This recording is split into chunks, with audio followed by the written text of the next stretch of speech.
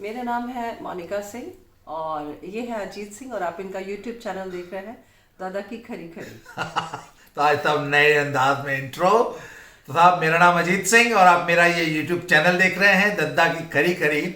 और आज ना मैं आपको एक ट्रू स्टोरी, एकदम ट्रू स्टोरी, सच्ची कहानी सुनाने जा रहा हूँ। और आज के युग में आपको ये कहानी एकदम अनबिलीवेबल लग सकती है। तो तब हुआ क्या कि मैं जब 1988 में पटियाला में एनआईएस में जब मैं पढ़ रहा था, नेशनल इंस्टीट्यूट ऑफ स्पोर्ट्स, तो मेरे वहाँ एक सहपाठी थे और जो कि जिम्नास्टिक्स में ट्रेनिंग कर रहे थे उनका, and he became finally a gymnastic coach. उनका नाम है श्री एसपी सिंह जी, सुरेंद्र पाल सिंह, और वो जम्मू के रहने वाले हैं।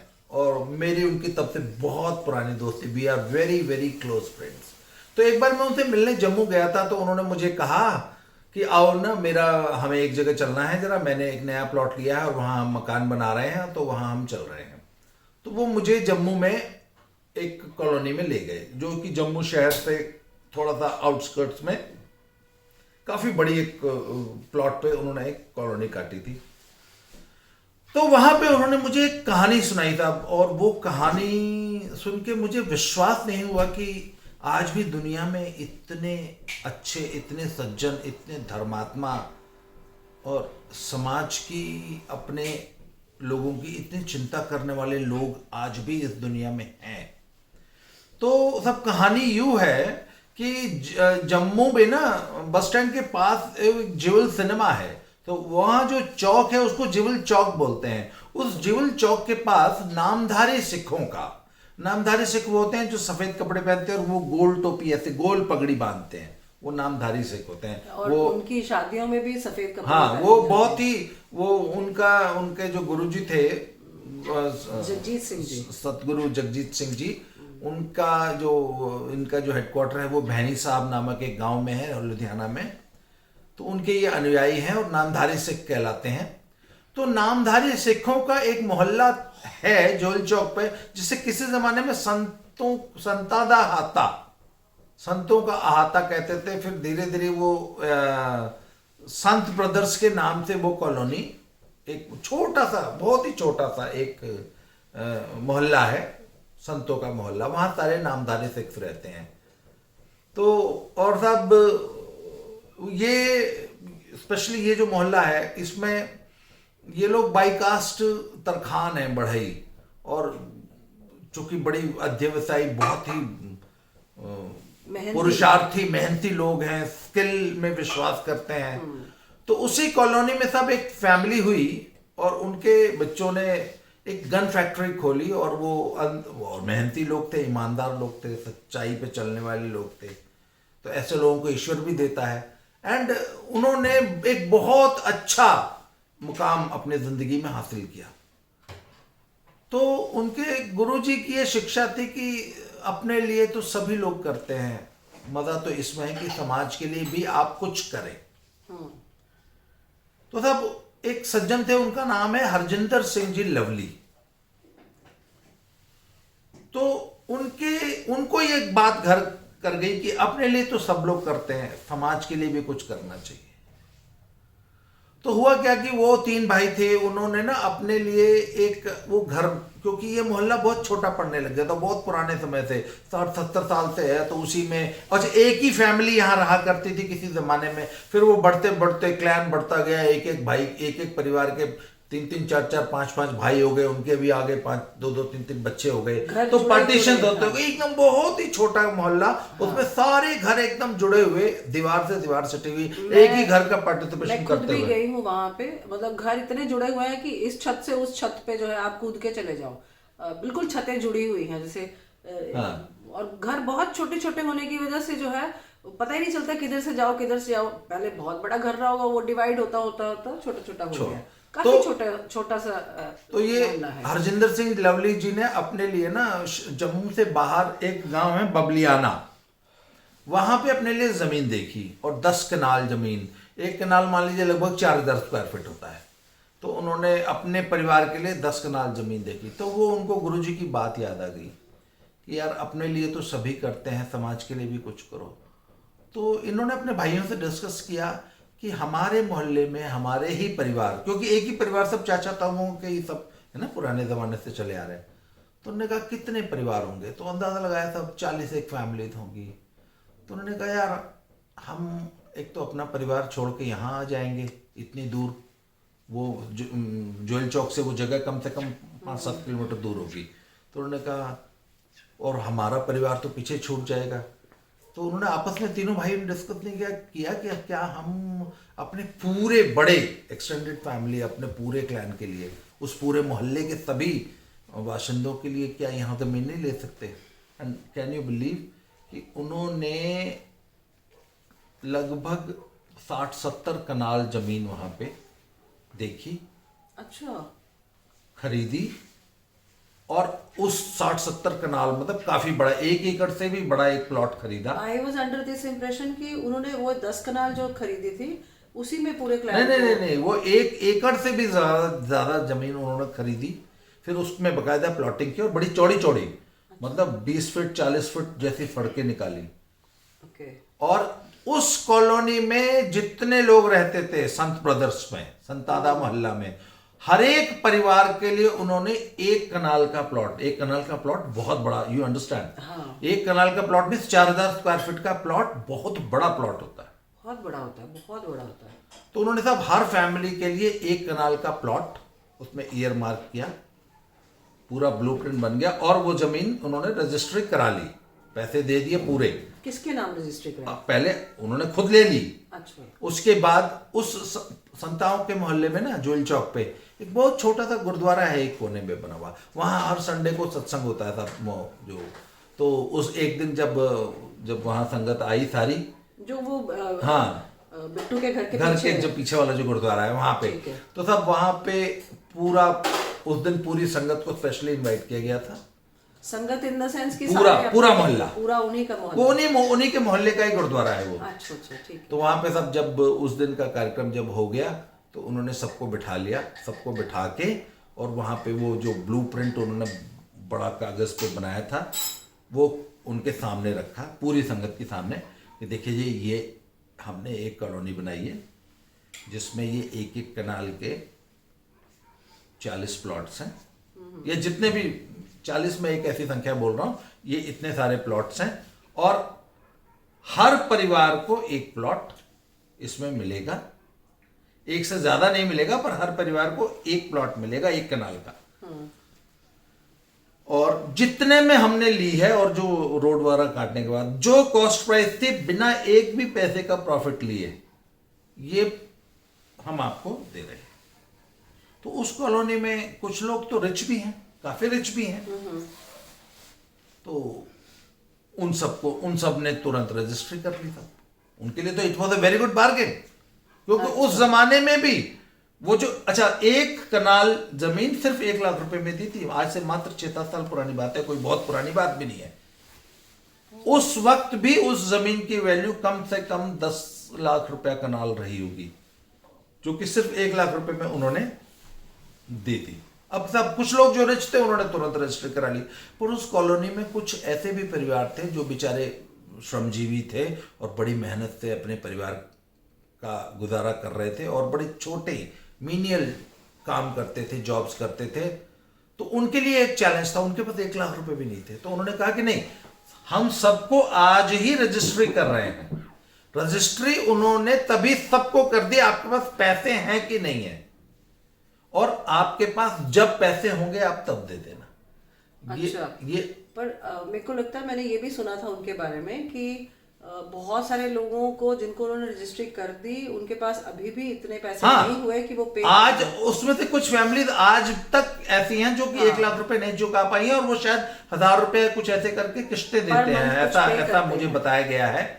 और तो ना मैंने पूछा कि भाई जब आप इतनी समाज सेवा कर ही रहे थे, तो जिन लोगों के जो लोग अफोर्ड नहीं कर पा रहे थे, जिनके लिए 1 लाख भी बड़ी रकम थी, उनको आप ऐसे भी तो दे सकते थे प्लॉट। उन्होंने कहा जी बिल्कुल दे सकते थे ऐसे प्लॉट, पर उनको आज जब वो पैसे कमा के सिर्फ बेशक 1 लाख रुपए ही चुका रहे हैं, तो उनके अंदर वो एक सेल्फ रिस्पेक्ट, वो सेल्फ एस्टीम की एक भावना है ना, कि हमने अपनी मेहनत से पैसे कमा के ये प्लॉट खरीदा है। बिल्कुल।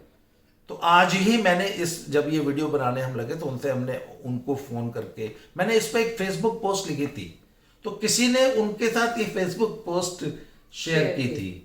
तो आज मेरा मन में जब ये फिर से विचार आया तो मैंने आज उनको फोन किया। हम कभी अब जब हाँ, अब के बाद जब हम जम्मू जाएंगे तो उनसे मिलके आएंगे। तो साहब आज मैंने ना लवली साहब को हरजिंदर सिंह जी लवली भाजी ने फोन किया। मैं आज मैंने कहा भाई साहब मैं ऐसे हूँ, और तो मैंने उनसे पूरी जानकारी ली।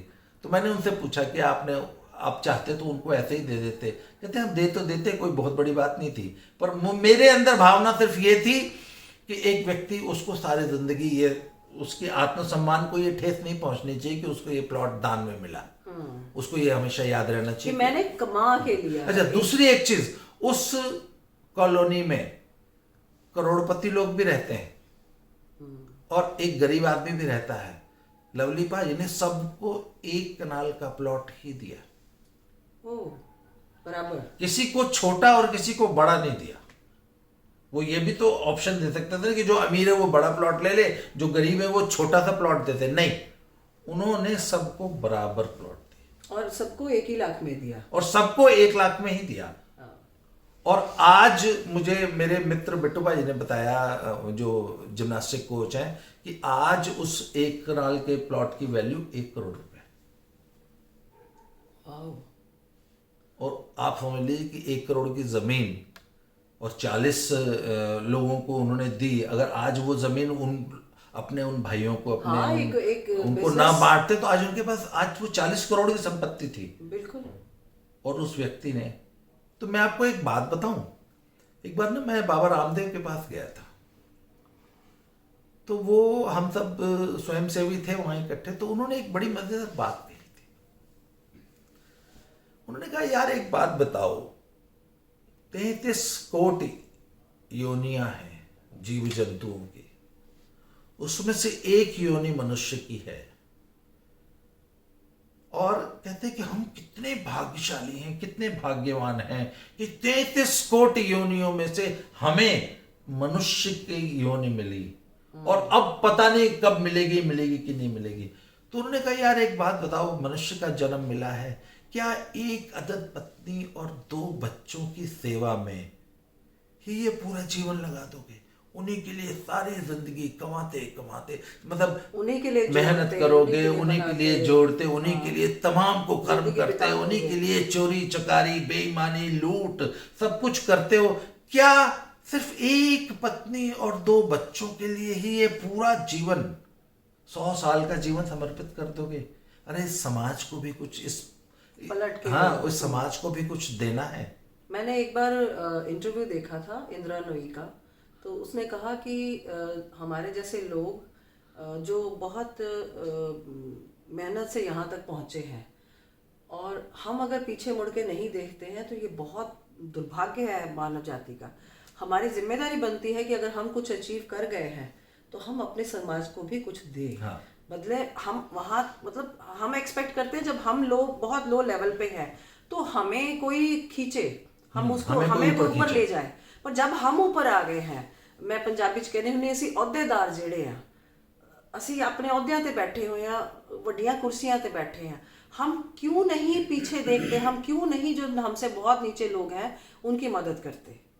और ये अगर अपना भरना ही है तो फिर तो उसकी कोई सीमा नहीं, जितना मर्जी भर लो, दिल तो आपका कभी भी नहीं भरेगा। मेरे ना घर में बालकनी है, हमारे घर में 3 बालकनीज हैं, और 2 बालकनीज छोटी है, एक बड़ी है। उस बड़ी वाली बालकनी को हम ज़्यादा यूज़ करते हैं, छोटी वाली बालकनीज का व्यू भी ऐसा नहीं है कि हम उधर जाएं। तो एक बालकनी में कुछ दिन पहले मैंने देखा कि कबूतर ने अंडे दिए हैं, फिर उसमें से बच्चे निकल आए, फिर वो बड़े होने लगे। तो मेरी एक कज़न आई हुई थी, तो उसने कहा कि ये तुमने क्या यहाँ पे चिड़ियों का घोंसला बनवा रखा है, इसको सफाई कराओ, इसको हटाओ। अगर नहीं, यहाँ पंजाब में कि कबूतर जहाँ रहते हैं वहाँ उजाड़ हो जाता है। तो मैंने इसको बोला, मैंने कहा मतलब हम इंसानों ने इस धरती को उजाड़ दिया, हमने कब्जा कर लिया, वो हमें क्या उजाड़ेंगे बेचारे? जितना हमने इस प्रकृति को उजाड़ा है, हमने उनके लिए उतना वो बेचारे क्या उजाड़ेंगे? बिल्कुल बिल्कुल। असल में तो इस धरती को हमने उजाड़ दिया। हमने उनके लिए जगह ही नहीं छोड़ी है। तो सब वही बात हो गई। तो वो बाबा रामदेव की बात थी ना कि यार ये मनुष्य का जीवन एक अदद अपने परिवार को पालने में ही लगा दोगे क्या। और एक और बिजनेस लीडर थे, मैंने एक लेक्चर सुना था, वो कहते थे live a life of significance. तो ना अ लाइफ ऑफ सिग्निफिकेंस, इसकी जो व्याख्या है ना बहुत बड़ी है। तो मैंने कहा एक आदमी लाइफ ऑफ सिग्निफिकेंस कोई आदमी कैसे जी सकता है। तो ये हरजिंदर सिंह लवली का जो एग्जाम्पल है, इससे बड़ी लाइफ ऑफ सिग्निफिकेंस क्या हो सकती है कि एक आदमी ने करोड़ों बना सकता था। वो आदमी 40-50 करोड़ रुपया इस जमीन से बना सकता था।